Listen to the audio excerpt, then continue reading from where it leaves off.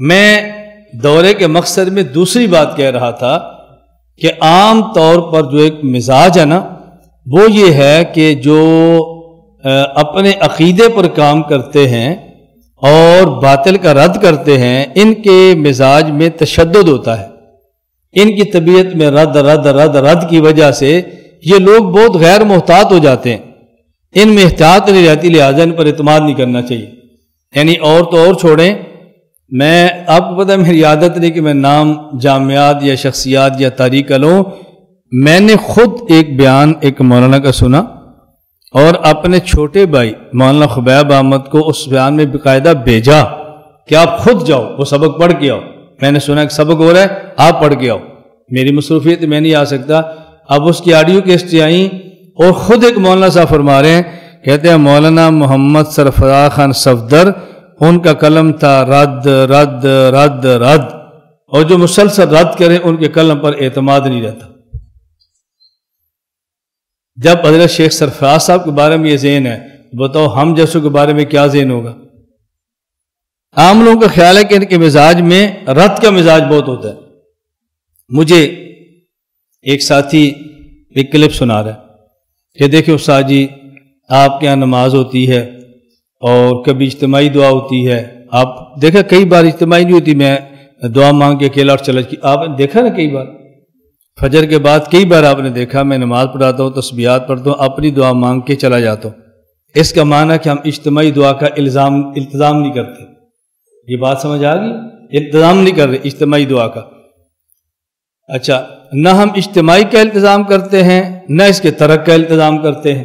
ہم ترک کا التزام بھی ٹھیک نہیں سمجھتے اور دعا کا التزام بھی، دونوں کو ہم ٹھیک نہیں سمجھتے. التزام نہ کریں، جیسا موقع ہو جیسی ضرورت ہو ویسے دعا کر لیا کریں. اب مجھے ایک ساتھی کہہ رہے، دیکھیں جی فلاں مولانا صاحب کہہ رہے ہیں کہ فرض نماز کے بعد اجتماعی دعا نہیں کرنی چاہیے. کیوں؟ حکیم الامت حضرت تھانوی رحمہ اللہ کے اجل خلیفہ حضرت مولانا ابرالک ہردوئی رحمۃ اللہ علیہ اجتماعی دعا فرض کے بعد اس کے قائل نہیں تھے. میں نے کہا اب یہ کون ہے معتدل؟ یہ کون ہے؟ اور ہم کون ہیں؟ متشدد. اور ہم کیا کہتے ہیں؟ حکیم الامت کے حضرت تھانوی کے ایک خلیفہ مولانا خیر محمد جلندری رحمۃ اللہ علیہ نماز حنفی میں لکھتے ہیں کہ جب نماز اکیلا پڑھے تو دعا اکیلی مانگے اور جب نماز امام کے ساتھ پڑھے تو دعا بھی امام کے ساتھ مانگے. حضرت تھانوی ایک اجل خلیفہ فرما رہے ہیں کہ اجتماعی دعا کر لے اور ایک اجل فرما رہے ہیں اجتماعی دعا نہ کرے. حضرت تھانوی کے دو خلفاء کی الگ الگ رائے ہے، لہذا جہاں ماحول ہو کر لیں، جہاں ماحول ہو نہ کریں، جہاں کرنے کا فساد ہو نہ کریں، جہاں نہ کرنے کا فساد ہو کر لیں. اب میں اعتدال دے رہا ہوں یا تشدد دے رہا ہوں؟ ہم پھر بھی مشہور ہیں متشدد ہیں، یہ مناظرے کرتے ہیں. ہم تو اعتدال کا راستہ آپ کو سمجھا رہے ہیں. بھئی اپنے اکابر کو سمجھو، اپنے اکابر کی آراء سے باہر نہیں نکلنا، اس میں رہتے ہوئے کام کرنا. میں عرض کر رہا تھا کہ دورہ تحقیق المسائل آپ نے کیوں کیا ہے. دوسری بات آپ یہ واپس جا کر سمجھائیں کہ ہمیں دورہ تحقیق المسائل میں شریک ہو کر اس بات کا شدت سے احساس ہوا ہے کہ عالم کا جتنا علم پختہ ہونا چاہیے اس سے زیادہ عالم کا عمل بھی مضبوط ہونا چاہیے. یہ آپ کو احساس ہوا یا نہیں ہوا تو کہنا نہیں ہوا، پھر جھوٹ نہیں بولنا. اگر ہو گیا تو پھر کہنا کہ ہمیں احساس ہوا ہے. ہمیں خوش کرنے کے لیے کوئی بات نہیں کہنی. ہم نے پوری بات آپ کو سمجھائی ہے کہ علوم نبوت کافی نہیں ہیں، اعمال نبوت بھی ضروری ہیں. اور ایک عالم کو ذکر عوام سے زیادہ کرنا چاہیے، عالم کو تلاوت عوام سے زیادہ کرنی چاہیے، عالم کو اتباع سنت عوام سے زیادہ کرنی چاہیے.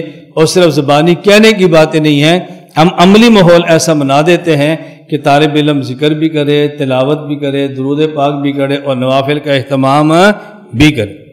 ہم کہتے ہیں اس کا بہت زیادہ اہتمام کریں. اور یہ جو ہم مولانا کلیم اللہ صاحب جو رسالہ میں نے آپ کو دیا تھا وہ آج میں نے دیا رات، ہم کہتے ہیں کہ طالب علم ذکر بھی کرے، تلاوت بھی کرے اور نوافل کا اہتمام بھی کرے. عالم کو چاہیے ان سب چیزوں کا خیال کرے. تو دورہ تحقیق المسائل کا مقصد صرف اپنے عقائد کو دلائل سے سیکھنا نہیں ہے بلکہ اعمال کی محنت بھی علماء اور طلباء کے اندر زندہ کرنا ہے.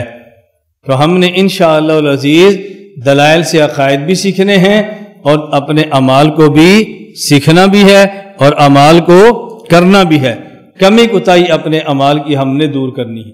ला इलाहा इल्लल्लाह, ला इलाहा इल्लल्लाह, ला इलाहा इल्लल्लाह, मा लना रब्बुन सिवा। ला इलाहा इल्लल्लाह, ला इलाहा